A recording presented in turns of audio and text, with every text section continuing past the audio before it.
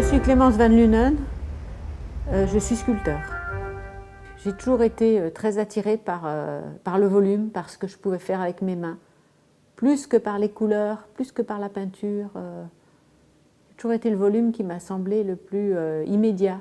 J'adore David Hockney, j'aime bien Fischli Weis, j'aime bien Thomas Haussego, Pincemin, Trenkwalder, Niki Tziafal, enfin il y en a plein quoi. La chose la plus intéressante pour moi, c'est de faire une sculpture. Même avec toutes les difficultés, les angoisses, les déceptions, tout ce qu'on peut imaginer, jusqu'à présent, ça reste quand même la chose qui me motive le plus pour sortir de mon lit. J'ai été contactée et puis on m'a demandé de faire des projets. On m'a parlé de différents lieux à Bordeaux, puis finalement on m'a demandé d'intervenir à Place Buscaillet, mais on m'a laissé une carte blanche, quoi.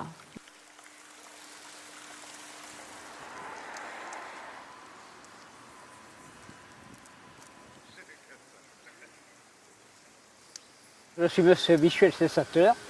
J'étais donc fontainier à la ville de Bordeaux et j'ai hérité de cette fonction plus ou moins de mon père qui déjà à l'âge de 3 ans m'a fait faire mes premiers pas de fontainier dans les fontaines des allées de Tourny.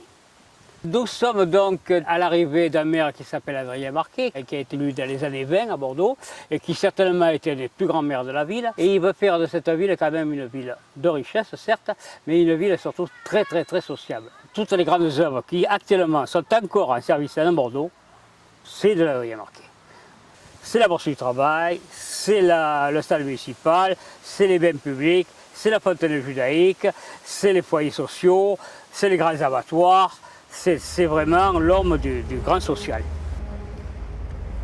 Donc en fait, j'ai procédé en allant Place Buscaillet et en parlant avec les gens qui se promenaient pour essayer de savoir comment ils voyaient leur parc, ce qu'ils en pensaient, quel était l'usage qu'ils en avaient, qu'est-ce qu'ils pensaient de l'aménagement. Voilà. Donc j'ai un peu construit mon projet en comprenant que les gens, principalement, ils avaient envie que leur fontaine soit réparée.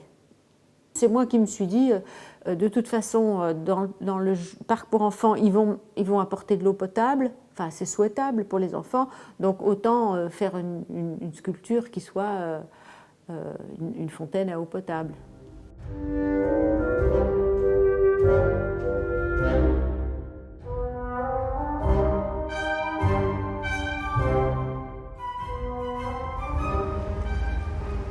Je ne suis pas sûre qu'ils le ressentent comme...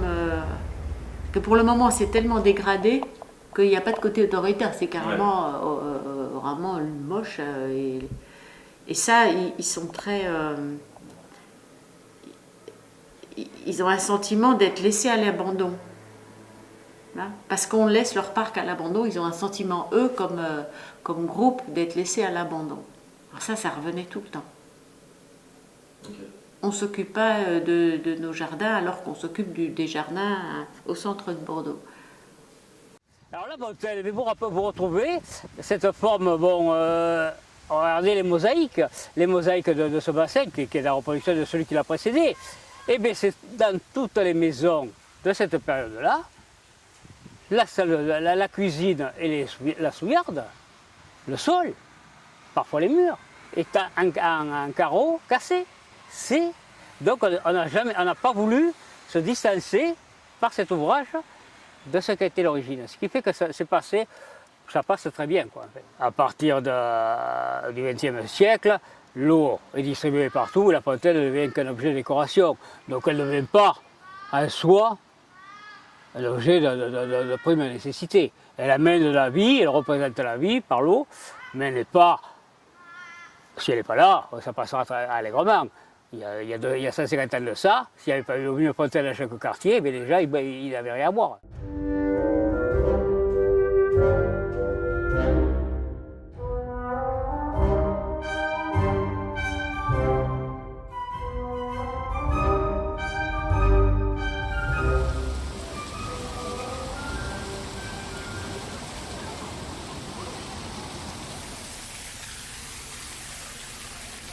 Et puis après, on a des histoires à raconter.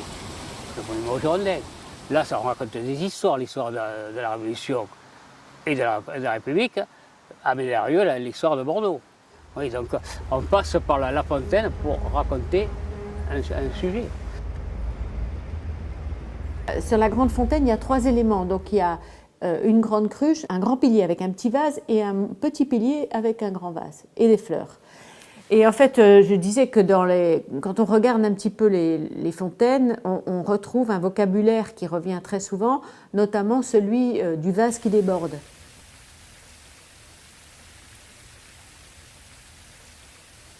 D'abord, à Bordeaux, il y a beaucoup il y a en tout cas la fontaine des 3 femmes qui tiennent une jarre d'eau. C'est un truc très, très ancien qui fait référence au symbole de fertilité du vase jaillissant. Donc c'est quelque chose qu'on trouve en Mésopotamie, déjà des gravures de ce vase jaillissant. Donc c'est l'idée de fertilité, l'eau sort tout le temps, tout le temps, tout le temps. Il y a toujours de la nouvelle eau qui sort, quoi. Et la céramique a quelque chose de très joyeux de par sa couleur, de par le côté brillant, etc.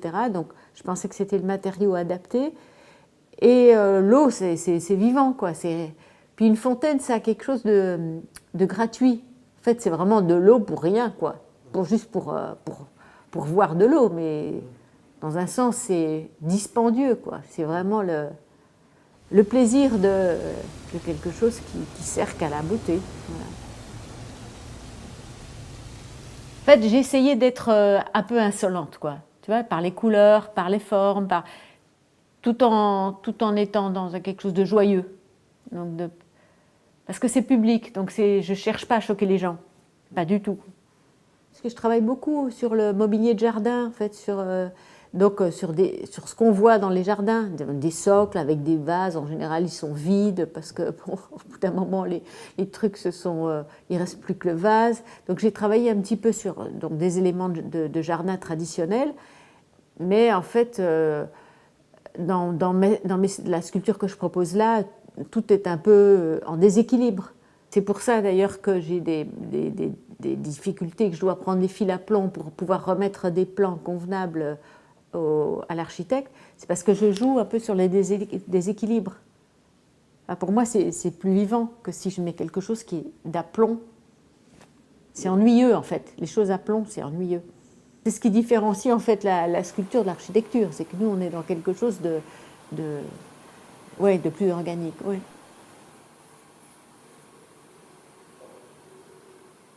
En fait, je pense que je joue avec le temps. C'est-à-dire, j'ai pas envie qu'on ait l'impression que la sculpture, elle est neuve. J'ai envie d'avoir l'impression que la sculpture, elle a déjà un usage, elle a été cabossée, elle a été, voilà, elle a vécu, ouais. En fait, le fait de ne pas enfermer la sculpture dans une couleur, parce que quand on met de l'émail partout, c'est un peu comme si on lui mettait une chemise, quoi. Donc, quelque part, on enferme la forme dans sa couleur. Tandis que là, le fait que la couleur, elle soit mise par endroits et pas partout, ça permet à la sculpture de mieux habiter l'espace autour. Mais ça fait une vibration qui fait qu'elle n'est pas contenue dans sa couleur. C'est l'idée, par exemple, tu vois, quand on donne aux enfants des coloriages à faire, moi je trouve ça toujours un peu triste, c'est déprimant parce qu'en fait ils ne peuvent pas dépasser. Alors cette idée de devoir se contenir dans une limite, c'est un peu...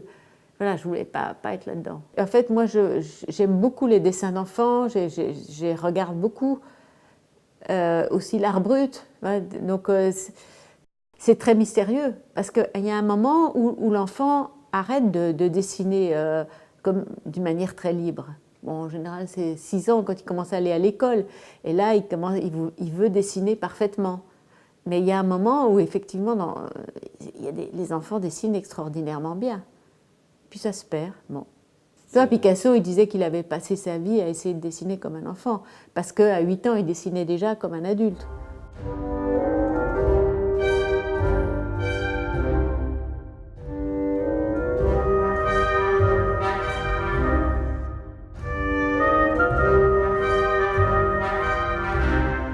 Mais si tu veux, cette fontaine-là, je l'ai surtout fait en pensant aux enfants de la place Buscaillet.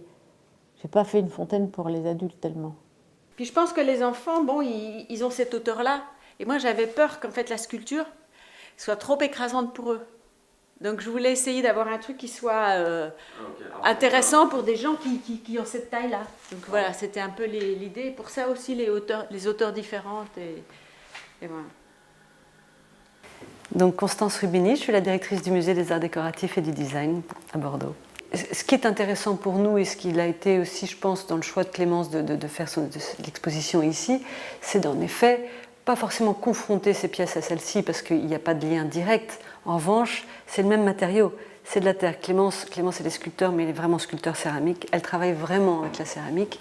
Et comme tous les gens qui s'intéressent beaucoup à ce matériau, ils s'intéressent à la Chine, à l'Orient. Et la manufacture de Vieillard a produit beaucoup de pièces, comme vous les voyez un petit peu partout ici, dans cette pièce, dans cet espace-là, très influencées aussi par l'Orient, par la Chine. Clémence je crois qu'elle a fait de nombreuses résidences, en tout cas quelques résidences à Jingenzen. Elle utilise des émaux, ces émaux jaunes, marrons, verts, qui sont des émaux chinois. Ici, voilà, il y a des parallèles, et puis le côté très jubilatoire aussi de ces pièces qui sont souvent d'une grande échelle, vraiment au niveau sculptural. Alors pour le coup, ce n'est pas des assiettes, c'est des sculptures. Évidemment, c'est intéressant de les voir à côté peut-être de ces grandes sculptures aussi, qui sont des pièces de forme de très très grande taille, et très très joyeuses et jubilatoires aussi par la qualité de leurs émaux. Donc un travail de l'émail très très joyeux, très très puissant dans la couleur, très coloré en effet, voilà. Et ça, voilà, il y a des choses comme ça qui sont des choses qui intéressent Clémence. Et voilà, et ça c'est une des très très grandes forces du travail de Clémence, c'est le travail de ses émaux, de ses couleurs. Je pense que c'est des fours. Moi je ne l'ai jamais vu travailler, mais j'imagine qu'elle travaille dans des fours énormes puisque c'est des pièces très volumineuses. Donc voilà, ce souci, ce risque, cette aventure, parce que voilà, on ne sait jamais exactement la couleur qui va sortir.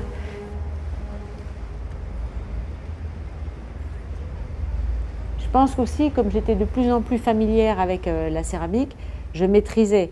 En fait, techniquement, pour faire un truc qui est comme je fais, en fait, c'est très compliqué. Je m'en rends compte parce que je vois les autres en Hollande, là, ils me disent c'est pas croyable et tout ça. Et en fait, c'est pas facile. Maintenant, pour moi, c'est devenu un truc normal, mais en fait, c'est pas facile. Et donc, il faut énormément de technique pour faire quelque chose qui soit pas parfait. Tu vois, c'est plus compliqué que faire un truc droit.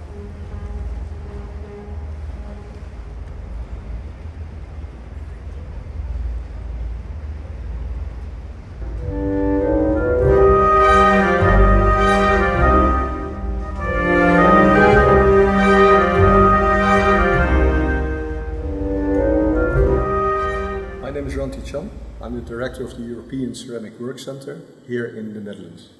We started in 1969 as a facility for artists who wanted to use ceramics, who wanted to use and needed kilns, ovens.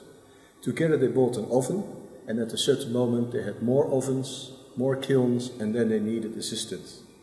So more than 40 years ago we started like that, and now we are a center for excellence, artist in residency for the development of ceramics.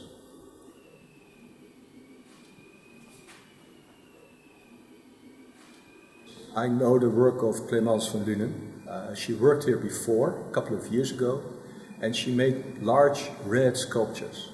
And this color red is very hard to achieve in ceramics. So we did know that she's a great artist, and we are happy that she returns to make these even bigger pieces. It's a challenge for the artist. We did see the drawings, and we do know it is possible, but on the same time, clay is a very difficult material. As larger as it gets, more difficult it will be. But we have large kilns and great advisors, and advisors know how to give the right advice. I started here 7 years ago, and I never worked with clay before. And to be clear, don't do it, don't work with clay. Because ceramics, you will hate the material. In the beginning it's soft, it's nice, you think, I love this material. But then it becomes hard, and it breaks, and it cracks, and it shrinks, and the color changes. So there's not one reason why you would like to work with ceramics. But at the end, many artists like to do this because it's such a hard process. And that's what's happening here.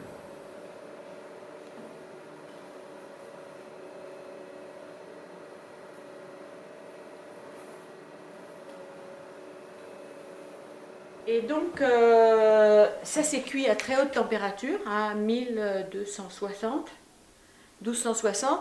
Et en fait, c'est une température à laquelle ça vitrifie, la terre vitrifie. Et les émaux aussi sont des émaux de haute température. À 100 degrés, il y a l'eau qui s'en va. Donc il faut aller lentement jusqu'à 100 degrés. Ensuite, à 485 degrés, il y a l'eau chimique, c'est-à-dire l'eau qui est dans la molécule qui s'en va. Donc il faut encore aller un peu lentement à cette étape-là. Et après 1000 degrés, il faut monter lentement pour que ce soit plus dur. Je ne connais pas la raison. Alors je pense que je vais remettre une couche pour avoir quelque chose de plus vivant. Et l'idée c'était de ne pas couvrir tout pour ne pas cacher la terre. Pour moi la terre c'est un beau matériau, c'est un matériau qui est plus tactile et plus chaleureux que le marbre ou que la pierre de France ou n'importe quel matériau, ou le bronze encore plus. Et donc je voulais laisser cet aspect en train de se faire, pas fini. Je ne voulais pas cacher les origines modestes de la terre. Voilà.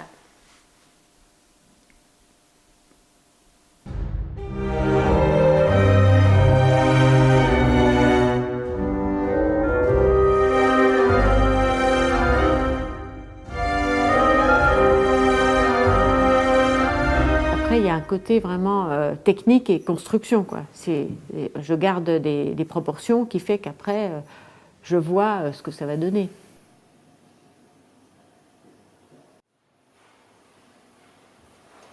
En fait, quand on travaille la terre, hein, comme tu as vu en Hollande, on commence en fait un peu comme si on tricotait un pull. C'est-à-dire qu'on n'a aucune vision de l'ensemble. On avance petit à petit. Donc, si on n'a pas fait une maquette, on va travailler en fait d'après ce qu'on a fait et pas prendre en compte l'ensemble. Donc, c'est pour ça que c'est très important de faire des maquettes. Et là, c'est une question de technique, quoi. La cruche que j'ai faite en Hollande, c'est exactement les mêmes proportions que la cruche que j'ai fait en petite maquette. C'est au moment des maquettes que se passe... j'essaie d'avoir quelque chose de plus vivant possible, quelque chose qui m'échappe à moi-même, hein, quelque chose qui sort comme à force d'en faire, et qui finit par correspondre à l'idée qu'on a dans le cerveau, mais qui est inconsciente.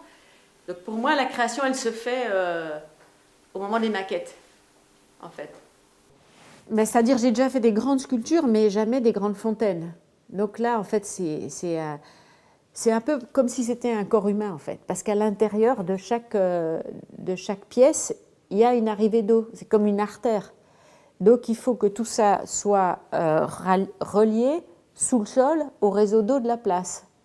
Là, si on regarde là-haut, on voit comment c'est construit. Et donc une fois que j'ai fait mon plan là, j'ai reporté là pour voir qu'effectivement, la structure en métal, elle devait être là, à l'arrière, pour laisser la place pour le fontainier pour mettre son robinet. Tu ne peux pas dissocier la partie artisanale de la partie artistique. C'est vraiment un métier qui lie les deux. Mais c'est vrai qu'une fontaine, ça multiplie les complexités. En vert, ce sont les descentes de charge, c'est-à-dire c'est l'endroit où le poids va presser le béton. Et aux endroits de descente de charge, lui, il va prévoir des micro-pieux pour que la sculpture ne s'enfonce pas un jour dans le sol. Et la moindre erreur, ça veut dire que toute la pièce tourne, et donc ça ne correspond plus à mon idée. Voilà. Quand je fais une sculpture dans mon atelier, je travaille qu'avec moi-même. Tandis que là, je dois travailler avec un architecte, un fontainier, une personne qui va m'aider à mettre le métal à l'intérieur. Ben, il y a des tas de corps de métier qui interviennent, le carreleur, ben, donc c'est intéressant en même temps. Ici, sur le pilier bleu, il y a ce vase bleu. Ce vase bleu, en fait, il est orienté comme ça, il n'est pas droit. Donc tout ça, ça pose un énorme problème. Donc on peut se dire, bon, bah, elle a qu'à remettre son vase droit et puis on n'en parle plus. Mais donc tout le truc, il est là, d'arriver à avoir ce qu'on veut, tout en étant techniquement possible, même si c'est compliqué. Juste le problème, c'est d'être très précis sur le socle, dans la mesure où j'ai déjà fait les dalles, donc il n'y a plus de possibilité de changer la forme, et où les entrées d'eau doivent correspondre. Parce que le jour où on va venir avec la grue, on pose à 2-3 mm près, quoi. Il n'y a pas plus de marge d'erreur possible.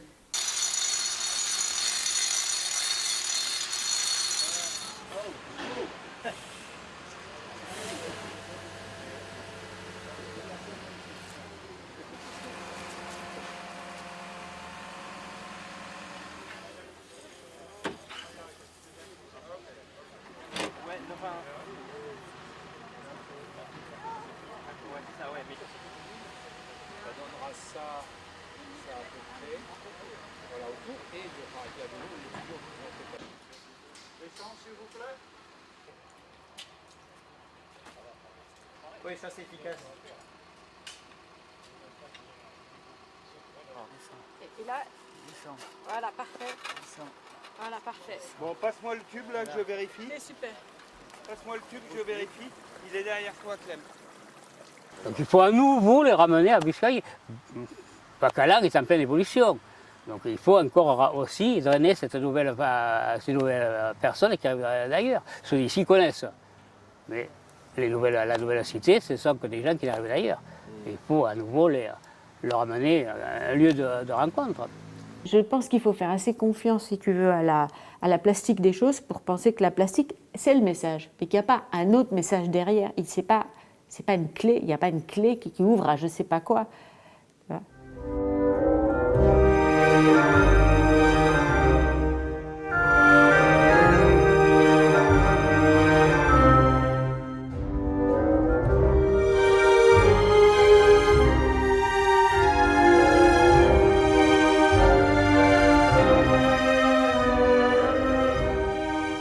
Les 2 pièces de Clémence vont être installées place Bouscaillet et je pense que ça va être très important aussi que les Bordelais se les approprient. Et tout ça est en lien, c'est-à-dire que faire ces liens pour le public entre une création contemporaine aujourd'hui, une artiste qui travaille de manière remarquable la céramique, la terre, les émaux, et expliquer aussi que y a cette tradition à Bordeaux, qu'il y a eu cette manufacture remarquable, qui a dispersé des pièces dans le monde entier et qui s'intéressait déjà à ces questions de la cuisson de la terre, de l'émail, de la couleur. Je pense que ça peut expliquer certaines choses et intéresser le public bordelais. Je me dis que si un enfant il voit cette fontaine et qu'il se dit « Waouh, elle a dû bien s'amuser en faisant ça », et quand même on peut s'amuser en faisant des grands trucs, et c'est pas parce que c'est officiel que ça doit être bien fini. Enfin, je sais pas, je me dis, ça peut le marquer, donc pour moi c'est plus intéressant de faire un truc pour les enfants.